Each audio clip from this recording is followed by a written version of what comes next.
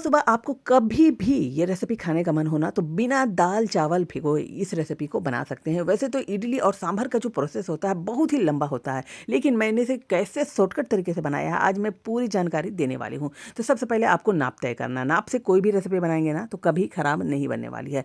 तो एक कटोरी का इस्तेमाल किया है, एक कटोरी मैंने डाल दी है भर के सूजी, मोटा पतला जो भी है आपके पास सूजी ले सकते हैं। और वही कटोरी का फिर से इस्तेमाल करके मैंने ये देखिए मीडियम, ज़्यादा ना गाढ़ी है ना ज़्यादा पतली है, मैंने दही का इस्तेमाल किया है। ज़्यादा खट्टे दही नहीं है मेरे पास, अगर दही खट्टे वाले हैं तो और अच्छा रिजल्ट आएगा। तो ये देखिए अच्छी तरह से आपको जितना सूजी लिया है उतना आपको दही डाल देना है और दोनों को अच्छी तरह से सबसे पहले मिक्स करना जरूरी है। मिक्स अच्छी तरह से होंगे ना तो अच्छी तरह से आपकी जो इडली है वो बिल्कुल ही फ्लफी बनेगी। और दाल चावल का जो झंझट पालते हैं कि दाल चावल भिगोएंगे उसके बाद पीसेंगे उसके बाद ये रेसिपी बनाएंगे, तो सारी प्रॉब्लम सोल्व हो जाने वाली है। कभी भी अगर बच्चे आपकी जिद करते हैं या फिर आपको भी खाने का मन होता है तो इंस्टेंट ये इडली और सांभर की रेसिपी बना सकते हैं। ये देखिए स्वाद अनुसार मैंने नमक डाला है और नमक डाल के इसे अच्छी तरह से मिक्स कर लेना है। अब मिक्स करके क्या करना है, 10 मिनट इसे छोड़ देना। तब तक आपको ये तैयारी कर लेनी है सांभर वाली। तो सांभर में मैंने क्या क्या डाला है देखिए, आपको अगर कुछ सब्जियां नहीं है तो उसके बिना भी बना सकते हैं। तो सबसे पहले मैंने रिफाइंड तेल डाला है, उसमें डाल दिया है आधा चम्मच के करीब मैंने मेथी और थोड़ा सा हींग डाल दिया है। एक आलू कट करके डाला है, अगर ज़्यादा मात्रा में बना रहे तो मात्रा आप बढ़ा सकते हैं।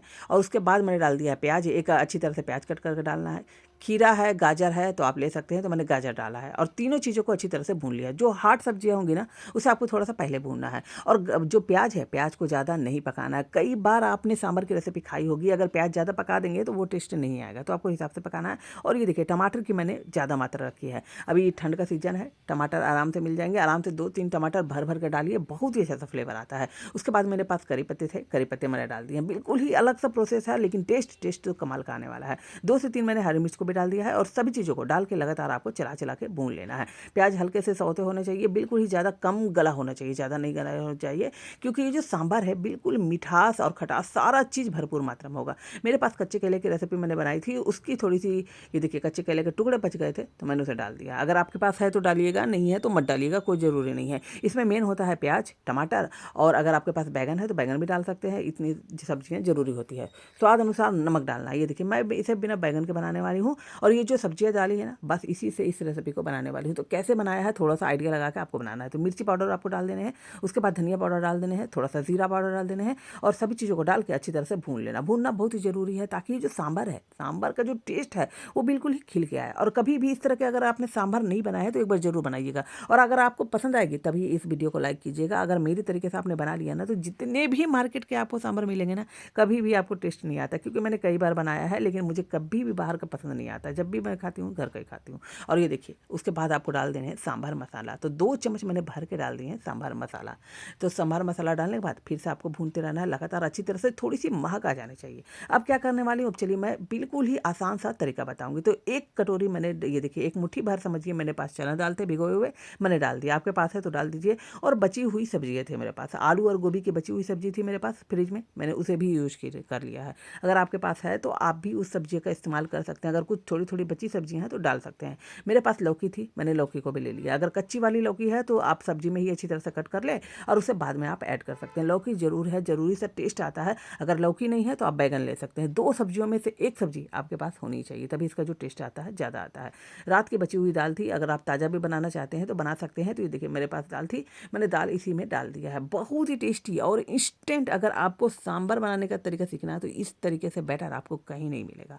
तो देखिए सभी चीज़ों को डाल दिया। थोड़ा सा टेस्ट बढ़ाने के लिए चटपटा सा और तीखा सा मैंने गुड़ को डाल दिया। गुड़ डालना बहुत ही ज़रूरी है, नहीं है तो चीनी डालिए। उसके बाद आपको डाल देने हैं ये देखिए इमली के पल्प। इमली के पास 5 से 6 चम्मच मैंने डाला है, 5 से 6 चम्मच डाला। आप अपने हिसाब से खट्टा मीठा अपने हिसाब से बैलेंस कर सकते हैं। पानी आपको हिसाब से डालना है, ना ज़्यादा पतला करना है ना ज़्यादा गाढ़ा करना है। तो ये देखिए अच्छी तरह से मैंने डाल दिया है सभी चीज़ों को। इंस्टेंट सांभर वाली ये रेसिपी है, कभी भी नहीं बनाते जरूर बनाइएगा। और इंस्टेंट इडली वाली, अगर इडली आपको दाल चावल के भी बनाने हैं तो उसकी भी रेसिपी मैंने डाल रखी है, जाके देख लीजिएगा। और अगर बचे हुए चावल आपके पास है, भात है, तो उसकी भी रेसिपी इडली कैसे बनाते हैं उसकी भी रेसिपी मैंने डाल रखी है। तो ये देखिए 10 मिनट हो चुका है। उधर मैंने 2 सीटी अच्छी तरह से लगने के लिए छोड़ दिया है और 2 सीटी लगने के बाद उसे आराम से ठंडा होने दीजिए। उसके बाद क्या करना है, उधर 2 सीटी लगाने के लिए छोड़ेंगे ना, उसके बाद आपको इसका काम कर लेना है। तो बहुत ही इंस्टेंट तरीके से, अगर आपको खाना बनाने में दिक्कत होती है, बहुत समय लगता है ना, तो मेरे तरीके से अगर बनाएंगे तो कभी भी दिक्कत नहीं होगी। मैंने जितनी भी खाना बनाती हूँ तो 1 घंटे में बहुत सारे खाने बना के मैं तैयार कर लेती हूँ। तो थोड़े से आइडिया हो जाएंगे, आप जैसे जैसे बनाएंगे आपको अगर दिक्कत दिक्कत हो रही है तो ये आइडिया से बनाइएगा। तो ये देखिए अच्छी तरह से मैंने ले लिए हैं इडली स्टैंड को, और अच्छी तरह से आपको रिफाइंड तेल लगाना है। अगर आपने लगा लिए हैं सरसों का तेल तो थोड़ा सा महक जाता है इडली, इसलिए आप कोशिश करिएगा रिफाइंड तेल लगाने का। और हाँ, जब भी ये इडली की रेसिपी बनाएंगे, कोई भी इडली या खांडवी या ढोकले की रेसिपी बनाएंगे ना, तो सबसे पहले आपको गर्म होने देना है पानी। नीचे का पानी अगर गर्म रहेंगे ना तो आपकी जो इडली है वो बहुत ही स्पॉन्जी होंगे और बिल्कुल ही फ्लॉपी बनते हैं। अगर इस तरह की आपको और भी जानकारी देखना चाहते हैं तो मेरे चैनल को आप सब्सक्राइब कर लीजिएगा, मैंने हर वीडियो में कुछ ना कुछ जानकारी जरूर दी है। तो ये देखिए अच्छी तरह से 2 सीटी लगा ली है, और अभी से देखिए इसका इंस्टेंट आपके सांभर तैयार हो चुके हैं।